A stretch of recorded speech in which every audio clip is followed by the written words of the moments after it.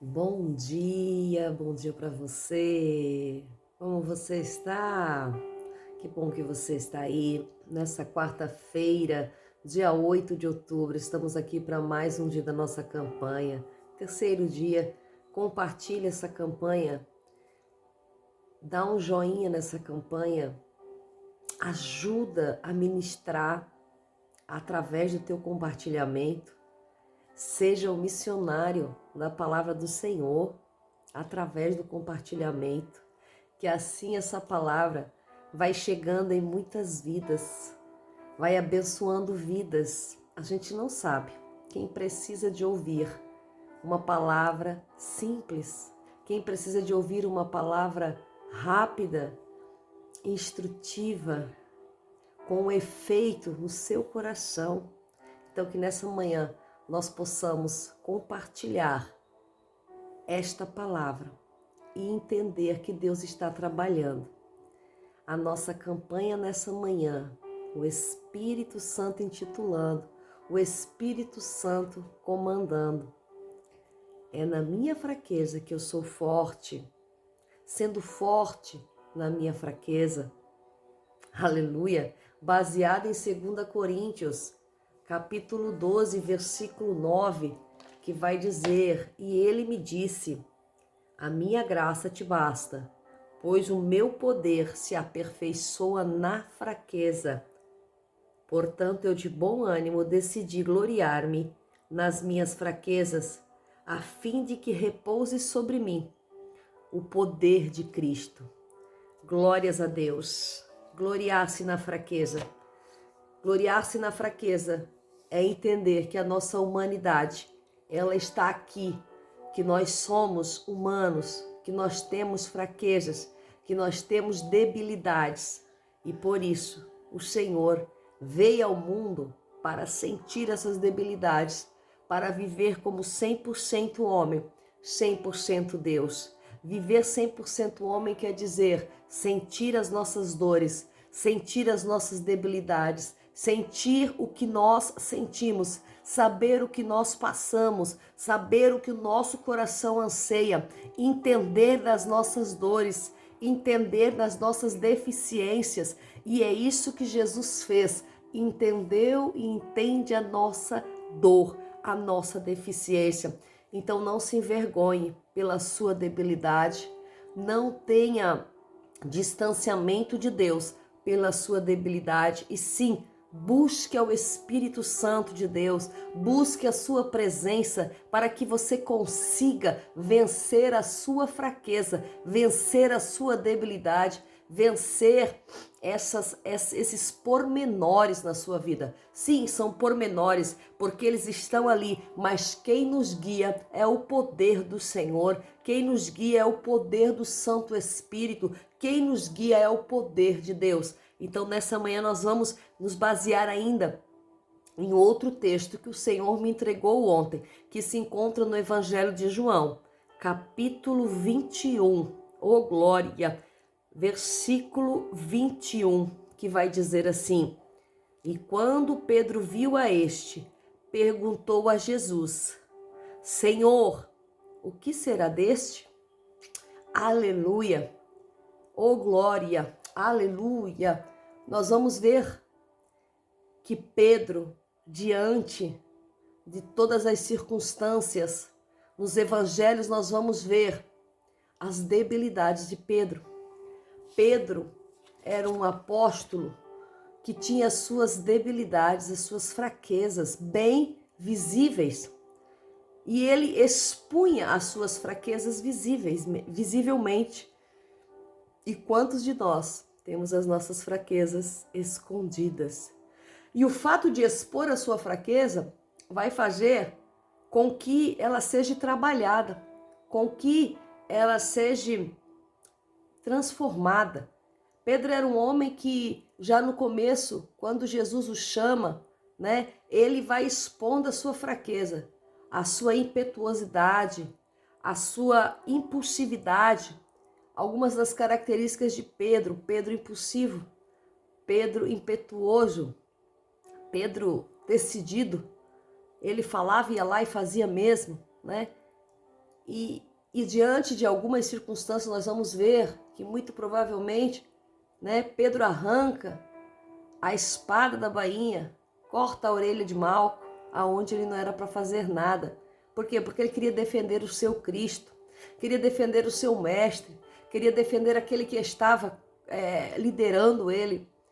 E Jesus vai e ensina Pedro. Jesus toma a orelha, cola a orelha, mostra para Pedro que não é através da força, que não é através da violência, que não é através da força do seu braço, porque muitas vezes nós queremos caminhar, nós queremos ensinar, nós queremos moldar na força do nosso braço. E Jesus vai e ensina, não é assim. Pega o que está caído, coloca ali de volta e cola. Pega com amor, pega com zelo, pega para colar algo. Quando a gente vai colar algo, a gente tem que fazer bem devagarzinho para que as pecinhas, os cantinhos se encaixem de uma forma que fique bem coladinho, bem certinho. Imagine uma orelha. Imagine uma orelha toda mole, sendo cortada ali. Então, Jesus está ensinando que é nos mínimos detalhes, que é nos detalhes pequenos, que é de uma forma graciosa, que é de uma forma doce, que é de uma forma sutil. Nada é com força ou com violência. Mas Pedro, ele era um homem cheio de dureza, um homem rude, um homem do mar, um pescador, um homem iletrado, muito provavelmente, um homem que não tinha as características visivelmente que nós elegeríamos como um líder. E as fraquezas de Pedro, elas vão além. As fraquezas de Pedro vão se enaltecer quando Jesus é preso. Ele é entregue e Pedro vai para o meio da multidão. Pedro vai lá e nega Jesus. E Pedro nega. Por quê? Porque Pedro estava com a sua humanidade aflorada. Ali no meio daquelas circunstâncias a quais eles não esperavam. Depois de 3 anos de caminhada com Cristo, com seu mestre, o amor floresceu e de repente aquilo tudo acabou. Então Pedro nega, Pedro estava na sua humanidade. Pedro estava na sua humanidade aflorada e tudo o que ele queria era proteger a sua cabeça. Tudo o que ele queria era não ser morto. Tudo o que ele queria era não passar por aquilo ali também. Então Pedro nega que conhece a Jesus. Pedro nega que Jesus é um líder. E Pedro tem vergonha. E por ele negar, ele foge. Ele se esconde com medo de tudo aquilo. E Pedro, depois que Jesus é crucificado, Pedro se sente abatido, se sente remoído por dentro, sente o remorso, sente arrependimento, mais diria um arrependimento, né, gente? Sente o arrependimento de ter negado. E aí, quando Jesus ressuscita, ele diz, avisa aos outros, aleluia, e a Pedro. O amor de Jesus era maior por Pedro, porque ele sabia que tão grande era a humanidade de Pedro, mas maior ainda era o que Pedro tinha dentro dele e o propósito que Deus tinha naquele coração de Pedro. Então ele diz, avisa aos outros e também a Pedro. Avisa Pedro que eu estou aqui, avisa Pedro que eu ressuscitei, avisa Pedro, porque eu quero que ele saiba que não foi em vão. Eu quero que ele saiba que não foi em vão tudo que ele passou. Eu quero que ele saiba que não foi em vão tudo que ele viveu. Eu quero que ele saiba que não foi por nada que ele me negou. Que não foi por nada que ele deixou a fraqueza dele aflorar. Que eu estou aqui, que valeu a pena. Então, acontece toda aquela situação e Pedro é avisado. Mas chega um momento que Jesus ressuscita e Jesus vai aparecer para os discípulos na praia. Vai servir um jantar para os discípulos. Porque Jesus também serve janta. Jesus serve café da manhã, Jesus serve almoço e Jesus serve janta. Jesus, ele serve os seus filhos. Jesus prepara o peixe na praia. Quando Jesus prepara o peixe, eles vêm de longe e é aquele momento que dá a pesca milagrosa, que manda pescar os peixes do outro lado. Eles vão e pescam, pegam tudo aqueles peixes e de repente eles vêm para a praia. E aí Jesus, nesse momento, Jesus tem uma intimidade com Pedro. Jesus chama Pedro do ladinho e diz: Pedro, tu me amas? Ele diz: sim, Senhor, eu te amo. Pedro, tu me amas? Sim, Senhor, eu te amo. Pedro, tu me amas? Sim, Senhor, eu te amo. 3 vezes Pedro negou e 3 vezes Pedro amou. Aqui nós vamos ver que 3 vezes Pedro negou e 3 vezes Jesus perguntou se ele amava Jesus. Há muitas revelações dessa palavra. Já trouxe essa palavra de uma outra forma, mas hoje o Espírito Santo me leva a trazer assim. 3 vezes ele negou, mas aqui 3 vezes ele confirmou o amor. Por quê? Porque Jesus conhecia o que tinha dentro de Pedro. E aqui Pedro é restaurado. Aqui Pedro é transformado. Aquela negação, aquela humanidade, aquela frieza, aquela impulsividade, aquela agressividade, tudo aquilo foi transformado nesses versículos aqui. Pedro se transformou num líder.